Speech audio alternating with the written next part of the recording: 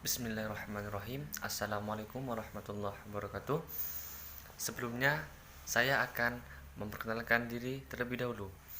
Nama saya Ahmad Zainuri dengan NIM T20194060 dari Prodi PGMI, Pendidikan Guru Madrasah Ibtidaiyah. Oke, saya di sini akan menjawab tugas yang telah diberikan oleh dosen saya.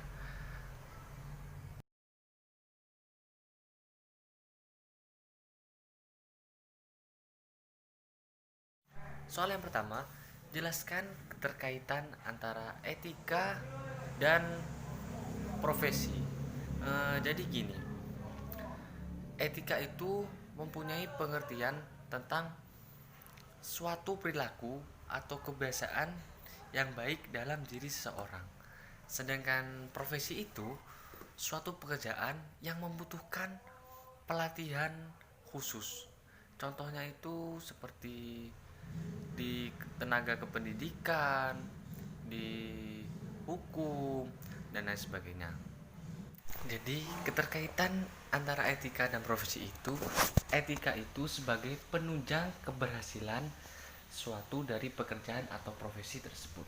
Contohnya itu seperti profesi guru. Guru itu kan harus mendidik dan mengajar. Lah, dengan adanya etika ini, guru itu tidak semena-mena dalam mendidik peserta didik gitu, dalam mendidik siswanya. Kan harus ada batasan-batasan atau garis-garisnya dengan adanya etika tersebut.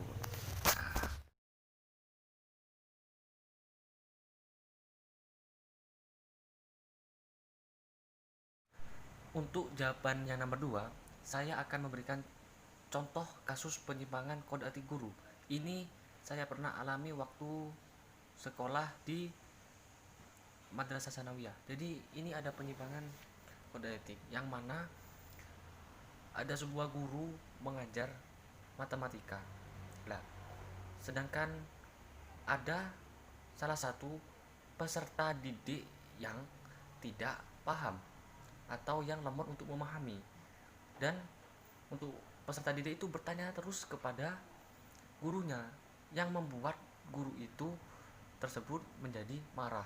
Nah, selama waktu proses pembelajaran, guru itu masih bersabar untuk menghadapi. Terus lambat laun kan dengan adanya peserta didik yang mohon maaf ya, yang lemot dalam memahaminya itu, dan bertanya lagi sampai-sampai guru itu menampar si peserta didik tersebut. Nah, ini suatu contoh kasus penyimpangan kode etik. Solusinya kalau menurut saya, jadi guru itu harus ada sanksi atau hukuman dari pihak sekolah atau dari kepala sekolah karena sudah melakukan kekerasan terhadap peserta didik. Kan katanya sebagai guru, atau bukan katanya, etika sebagai guru, guru itu harus menjadi orang tua kedua dari rumah. Lah, ini malah mendidik secara kekerasan. Ini sudah tidak baik untuk dicontoh, dan guru itu kan sebagai suri tauladan untuk dicontoh gitu. Dan yang nomor 2, solusinya itu sebelum melakukan penerimaan guru, alangkah baiknya supaya mengadakan tes psikologi dari guru tersebut. Solusi yang nomor 3 menurut saya harus ada pemahaman lebih dalam mendidik peserta didiknya atau siswanya gitu.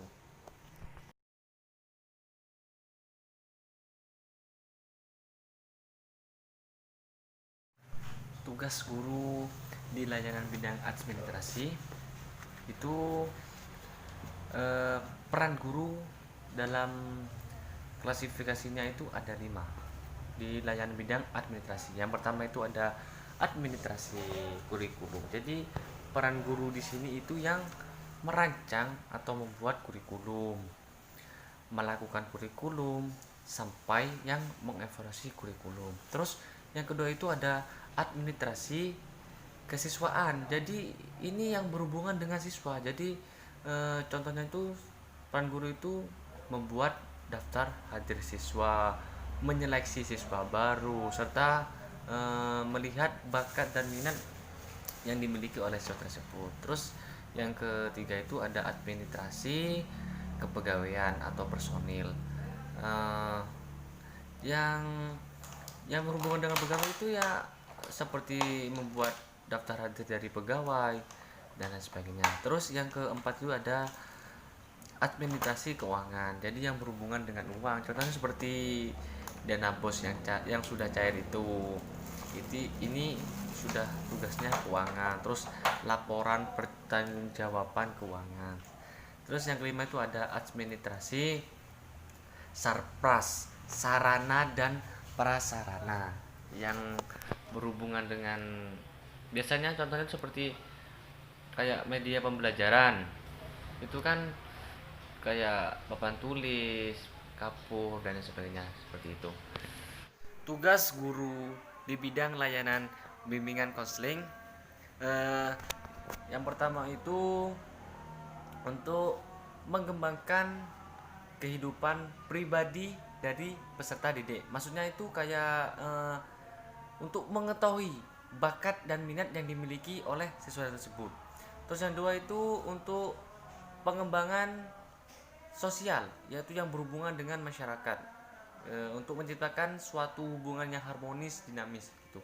Yang ketiga itu untuk pengembangan kemampuan belajarnya.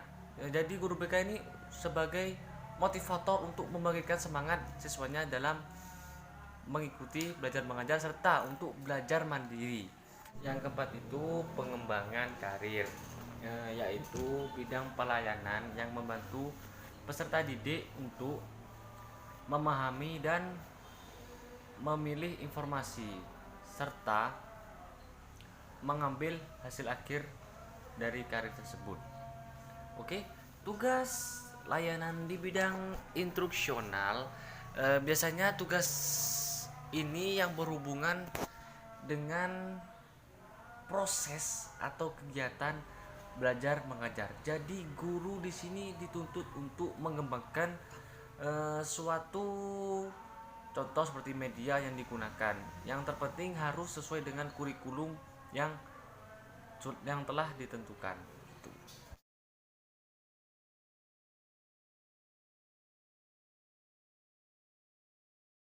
Jawaban yang nomor 4 itu urgensi dari kode etik guru di Indonesia itu yang pertama sebagai landasan moral dan sebagai pedoman tingkah laku.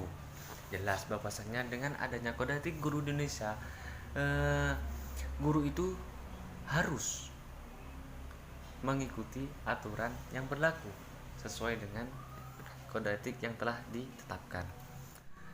Komentar saya mengenai kode etik guru yang ada di Indonesia ini sangat bagus, karena dengan adanya kode etik guru itu harus menjalankan sesuai dengan kode etik yang telah ditetapkan. Sekian jawaban yang telah saya paparkan. Bila mana ada jawaban yang kurang tepat atau salah, mohon dimaklumi karena saya di sini juga sama-sama belajar. Terima kasih. Wassalamualaikum warahmatullahi wabarakatuh.